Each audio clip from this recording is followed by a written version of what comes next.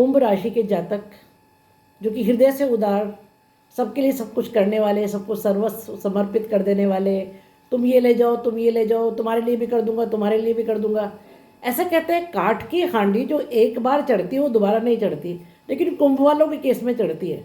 एक इंसान जो आपको एक बार बेवकूफ़ बना करके चला गया है, दोबारा आके हाथ जोड़ लेगा, थोड़ी सी मीठी बातें बोलेगा, थोड़ी सी रिक्वेस्ट करेगा और फिर से आप एक ऐसे इंसान की मदद करने के लिए तैयार हो जाते हैं जिससे बढ़िया वाला धोखा खा रखा है। नमस्कार, स्वागत है आपका दीपा ज्योतिष में और स्वागत है मेरे चैनल 21st सेंचुरी मॉम में। आज बात करेंगे कैसा रहेगा जनवरी का महीना यानी कि नया साल कुंभ राशि के जातकों के लिए। तो देखिए, अभी 7.5 धीरे धीरे उसका जो सेकेंड फेज है ख़त्म हो रहा है। 29 मार्च को शनिदेव आपकी राशि से आगे चले जाएंगे, यानी कि अभी कुंभ में है तब मीन में चले जाएंगे। और मैंने अपने पहले वीडियो में भी ये बात कही थी कि किसी भी राशि से जब शनिदेव राशि परिवर्तन करते हैं, देखिए 3 फेज में 7.5 होती है, प्रथम चरण, द्वितीय चरण और तृतीय चरण।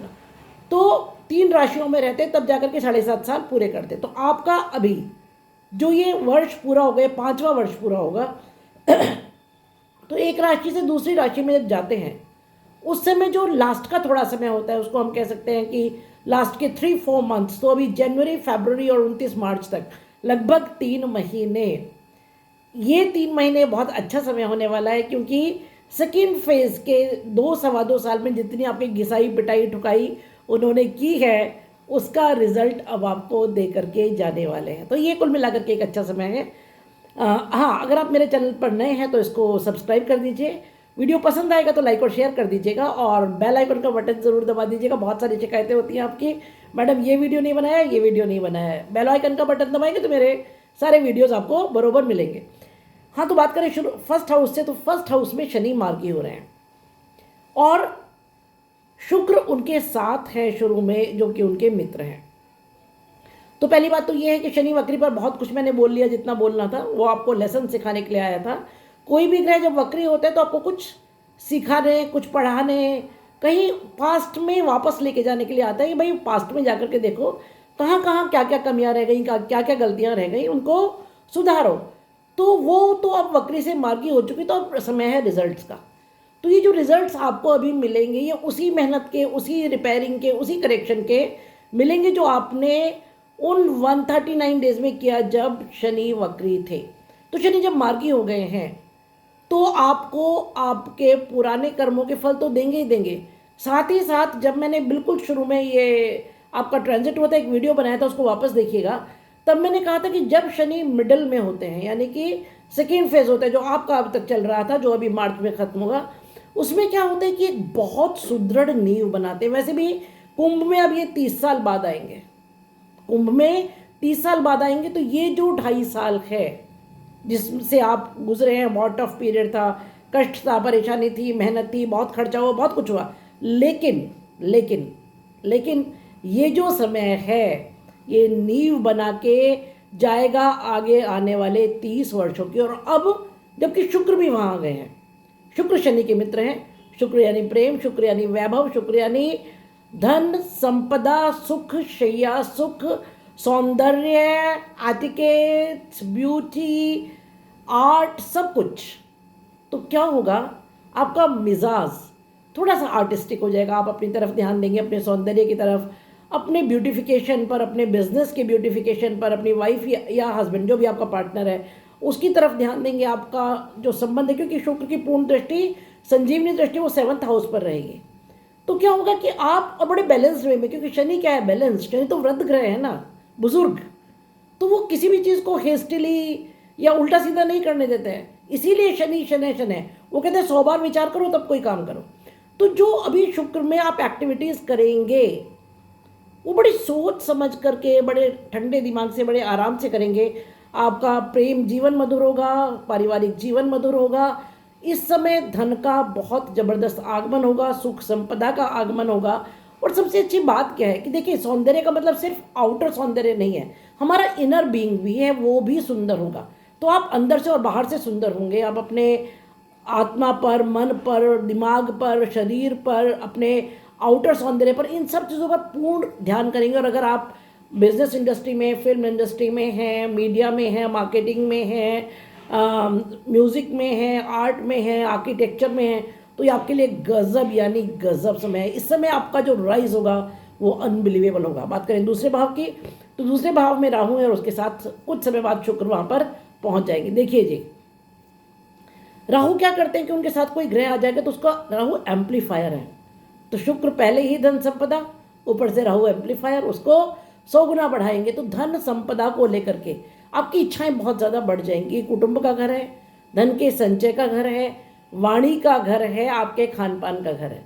तो जब शुक्र महीने के लगभग सेकेंड हाफ में वहाँ पहुँच जाएंगे तो क्या होगा कि कुटुंब में मधुरता आएगी, धन का संचय होगा, कुटुंब से आपको धन या आपसे कुटुंब को धन मिलेगा, और वाणी बहुत मधुर हो जाएगी, बहुत डिप्लोमेटिक हो जाएंगे। अब तो एक्चुअली आप है भी थोड़ा सा कुछ कड़वा भी आपके लिए बोलना, चलिए शुरू में ही बोल देती हूँ ताकि आपको वीडियो देखना हो तो देखिए, नहीं देखना है तो आप छोड़ ही देंगे। वो ये है कि जो कुंभ राशि के लोग होते हैं ना, वो कभी कभी दोनों टीम की तरफ से खेलते हैं। अब दोनों टीम से खेलते हैं, अपनी टीम से भी और दूसरे की टीम से भी। उसका एक कारण है, एक बहुत बड़ी बुरी आदत आपकी है कि आप लोगों को ना नहीं कह पाते हैं। और जो इंसान दो टीम की तरफ से खेलते हैं, वो कहते हैं ना, दो नाव पर पैर रख के जो चलता है वो ना इधर का रहता है ना इधर का रहता है। तो ये सलाह है मेरी आपको, खासतौर से जब राहु सेकेंड हाउस में होंगे, क्योंकि राहु क्या है, राहु तो असीमित इच्छाएं, छल बल दल। और रही बात सेल्फ कॉन्फिडेंस की, तो भाई कुंभ वालों में सेल्फ कॉन्फिडेंस के बजाय ओवर कॉन्फिडेंस होता है। हालांकि आपका ये ओवर कॉन्फिडेंस आपका सक्सेस का भी राज है, आप बड़े से बड़े काम को बिंदास हिम्मत करके उठा लेते हैं, लेकिन कभी कभी ये सेल्फ कॉन्फिडेंस ले डूबता है। अभी इस समय की खास बात कर रही हूँ, जब राहु शुक्र के साथ सेकेंड हाउस में होगा तो आप क्या करेंगे, दोनों टीम से खेलने की कोशिश करेंगे, वो मत कीजिएगा। कारण क्या है, राहु महाराज तो चले जाएंगे यहाँ से फंसा के, आपको बाद में झेलना आपको पड़ेगा। ये समय बहुत अच्छा है, मैं फिर से कह रही हूँ, समय बहुत अच्छा है, पर इसमें क्या होगा, थोड़ा सा बुद्धि को संभाल करके सीधे रास्ते से चल के भी अगर इस समय आप काम निकालेंगे तो निकल जाएंगे। कारण क्या है कि राहु 1000 रास्ते दिखाते हैं, जिनमें से कुछ सही होते हैं, कुछ गलत। गलत को चूज करना ईजी है, तो वो नहीं कीजिएगा। बात करें आपके तीसरे भाव की, तो तीसरे भाव में मेष राशि, जिसके स्वामी मंगल आपके षष्ठ भाव में नीच के हो रहे हैं और वक्री हो रहे हैं। तो देखिए, ये मंगल नीच का बहुत शोर था, ये हो रहा है वो हो रहा है, वैसा कुछ है नहीं। कारण कोई ग्रह जब नीच होता है तो उसकी शक्ति बढ़ जाती है और उसके दुष्प्रभाव बढ़ते हैं, ये बात सच है वैदिक एस्ट्रोलॉजी में। लेकिन साथ साथ वो वक्री हो गए हैं। तो वक्री होने से क्या हुआ है कि जो उनके नीच के दुष्प्रभाव होने थे उनको वक्री होने ने कवर कर लिया है।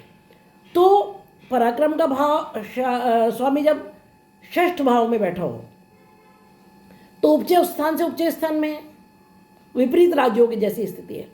तो क्या होगा कि जो आप मेहनत करेंगे उसका फल आपको जबरदस्त मिलेगा, जबरदस्त मिलेगा। मंगल पराक्रम, मंगल उत्साह, मंगल मेहनत, मंगल सेनापति।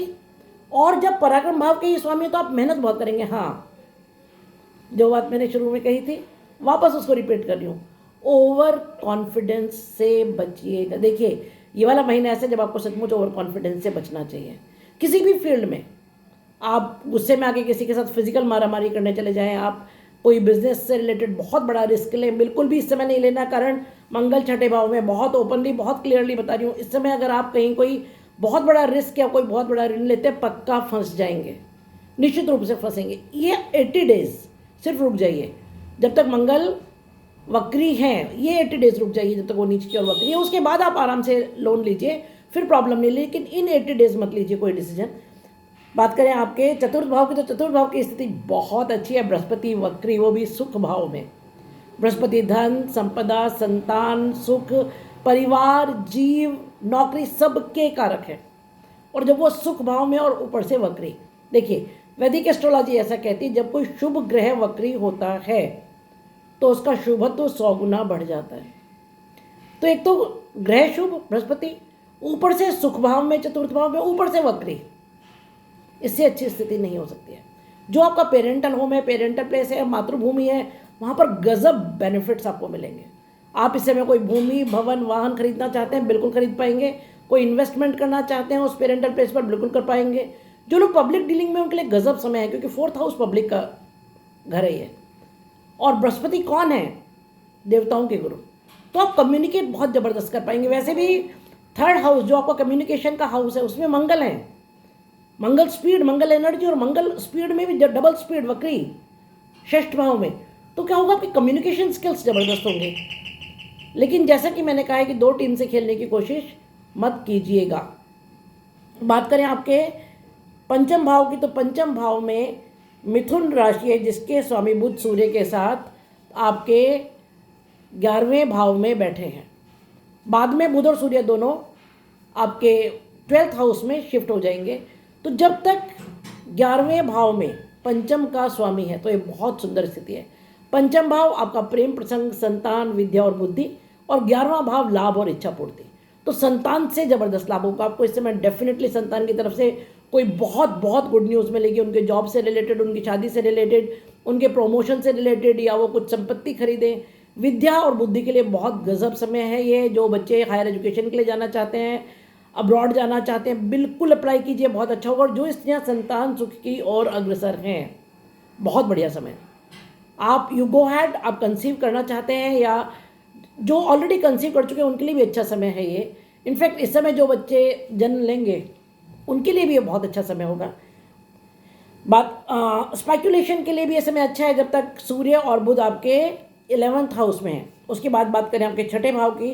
अच्छा, छठे इस वाले घर पर आपके पंचम भाव पर सूर्य और बुध की पूर्ण दृष्टि क्योंकि होगी शुरू के पहले पखवाड़े में, यानी कि 14 तारीख को सूर्य मकर राशि में जाएंगे। तब तक सूर्य और बुध भी लगभग तब तक इधर हैं 11वें भाव में, तो पूर्ण दृष्टि पंचम भाव पर होगी। तो पंचम भाव के लिए विशेष रूप से ये जो समय 14 जनवरी तक का ये बहुत अच्छा समय है। बात करें आपके षष्ठ भाव की, तो षष्ठ भाव में ही मंगल वक्री हो रहे हैं, नीच के हो रहे हैं, और यहीं पर राहु की पंचम, सूर्य की सप्तम और बुध की भी सप्तम दृष्टि है। तब जब सूर्य और बुध 12th हाउस में आ जाएंगे तब सूर्य और बुध की दृष्टि होगी। अब देखिए, छठा भाव आपका रोग, ऋण और शत्रु का भाव है। यहाँ पर मंगल नीच के हो जाते हैं कर्क राशि में। कर्क राशि की बात कर रही हूँ। तो मंगल प्रबल शत्रुहंता तो होंगे, शत्रुओं का तो दूर दूर तक नाश, ठीक है। रोग से भी छुटकारा मिलेगा क्योंकि मंगल रक्त के कारक है। हाँ, थोड़ा सा जब छठे या 8वें भाव में होते तो एक एक्सीडेंट प्रोन स्थिति बनती है, तो आप थोड़ा सा अपना व्हीकल वगैरह संभाल करके चलाइए या अपनी ट्रैवल में थोड़ा सा ख्याल रखिए, वो एक स्थिति ज़रूर होगी। बाकी कुल मिलाकर के ये समय रोग से छुटकारे के लिए बहुत अच्छा है। शत्रुओं का तो मैंने बोला ना कि जैसे फूस को जला करके, फूस के ढेर को जिस तरह आग जला के राख कर देती है, उतना प्रबल शत्रुहंता योग मंगल यहाँ बनाते हैं। हाँ, ऋण के लिए अच्छा नहीं है, वो मैं आपको कह रही हूँ कि ऋण मत लीजिए, क्योंकि छठे हाउस घर में जब मंगल होते हैं उस समय जो ऋण आप ले लेते हैं उन्हें चुकाना मुश्किल हो जाता है। बात करें आपके सप्तम भाव की, तो सप्तम भाव पर शुक्र की संजीवनी दृष्टि है, वल्ले वल्ले, बहुत बढ़िया स्थिति। आपके स्पाउस के लिए बहुत अच्छा समय है, बिजनेस के लिए बहुत अच्छा समय है, बिजनेस पार्टनर के लिए बहुत अच्छा समय है, और इस समय बिजनेस जबरदस्त ग्रो करेगा। और ये एक ऐसा समय है कि आप प्रेम से जो पुराने मतभेद थे उनको क्लियर कर पाएंगे, क्योंकि शनि वृद्ध, एक वृद्ध की सलाह किसको, शुक्र को। तो क्या होगा कि मैंने पहले ही कहा है कि जो कुछ इस समय आपका कम्युनिकेशन होगा वो ऐसा होगा कि बड़े मेच्योर्ड वे में आप चीज़ों को आगे बढ़ा पाएंगे और गजब आगे बढ़ेंगी चीज़ें। बात करें अष्टम भाव की, तो अष्टम भाव में केतु हैं, और जब शुक्र आपके सेकंड भाव में आ जाएंगे तो यहाँ शुक्र की पूर्ण संजीवनी दृष्टि होगी। यहाँ पर बृहस्पति की पंचम दृष्टि और राहु की 7th दृष्टि होगी। अष्टम भाव बहुत रिच है इस समय आपका। Ketu micro, mini micro, mini micro. Ketu आपको बहुत छोटी चीज़ों की तरफ लेके जाता है, रहस्य की तरफ लेके जाता है, खोज की तरफ लेके जाता है, रिसर्च की तरफ लेके जाता है। जब अष्टम में केतु हो, आप मुझे एक्सपीरियंस ज़रूर कीजिएगा, आप अपने अपने एक्सपीरियंस से शेयर कीजिएगा कि ये समय कैसा रहा। ये समय डेफिनेटली जो ये 2.5 साल का समय आपका गुजरा या गुजरने वाला है, मैं तब तक की बात कर रही हूँ, क्योंकि राहु 18 मई को अपने नेक्स्ट राशि में चले जाएंगे। राहु वक्री चलते हैं, कि राहु और केतु दोनों वक्री चलते हैं, तो ये आगे बढ़ने के बजाय पीछे बढ़ते हैं, तो ये आगे जाने के बजाय पीछे आएंगे, यानी कि मेष में जाने के बजाय कुंभ में आएंगे राहु, और केतु आपके सिंह राशि में यानी कि 7th हाउस में चले जाएंगे। तो ये वाला जो समय आपको गुजरा है ना, डेफिनेटली आपने कुछ रिसर्च किए होंगे, वो किसी भी फील्ड में हो सकती हैं। और इस समय जब शुक्र की संजीवनी दृष्टि यहाँ पर है, तो अष्टम का सुख, अष्टम रहस्य, ऑकल्ट, प्रेम, ससुराल, और हालांकि अष्टम दुख स्थान मानते हैं अष्टम को, है ना, और अष्टम रहस्य के अलावा एक चीज़ और भी है, पाताल और रंध्र है।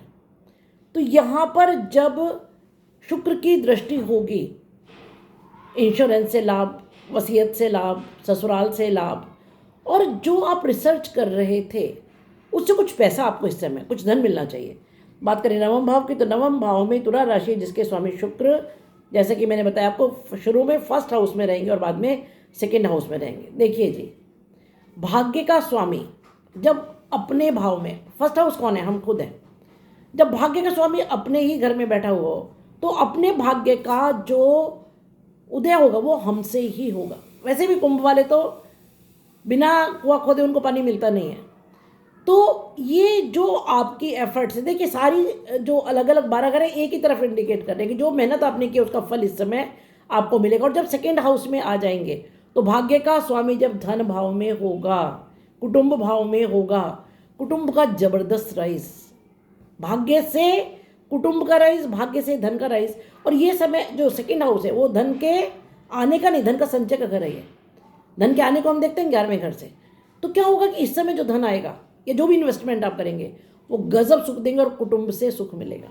बात करें आपके दशम भाव की, तो दशम भाव में वृश्चिक राशि जिसके स्वामी मंगल आपके छठे भाव में। देखिए मंगल के पास 10वें घर में स्थान बल और दिशा बल होता है। तो मंगल अगर यहाँ नहीं भी बैठा हुआ, अगर इसका स्वामी भी है, तो अगर वो 10वें का स्वामी छठे घर में बैठा है तो दिशा बल और स्थान बल ये राशि लेके बैठी हुई है। कहाँ?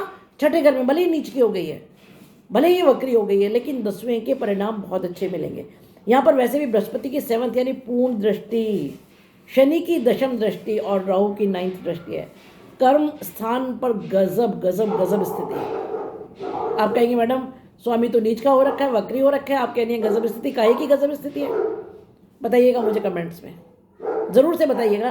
कारण वैदिक एस्ट्रोलॉजी में मेरे गुरुजी कहते थे कि जितना किसी ग्रह का प्लेसमेंट इम्पॉर्टेंट है उससे भी इम्पॉर्टेंट दृष्टि है। बृहस्पति ने आपको खीर दी, थाली में खीर है, कुत्ता आया खीर में मुंह मार के चला गया, वो खीर आपके किसी काम की नहीं है, कटोरा भरा हुआ अभी भी आपके सामने रखा है। दैट इज दृष्टि, that is the impact of दृष्टि। तो क्योंकि दृष्टियां गजब हैं 10th हाउस पर, बृहस्पति की 7th, शनि की 10th और राहु की 9th, तो अचानक वर्क प्लेस पर कुछ बहुत वंडरफुल, गवर्नमेंट से कुछ बहुत अच्छे काम बनेंगे, पिता से लाभ, पिता को लाभ, प्रमोशन, न्यू जॉब, आपके इच्छित स्थान पर ट्रांसफर। ये आसमान का भाव है, हाइट, ग्रेट ग्रेट हाइट। तो जब 3 अच्छी दृष्टियां वहाँ होंगी, तीनों की अच्छी दृष्टियां एक साथ है, तो गजब आपको अचीवमेंट्स वर्क प्लेस पर होंगे।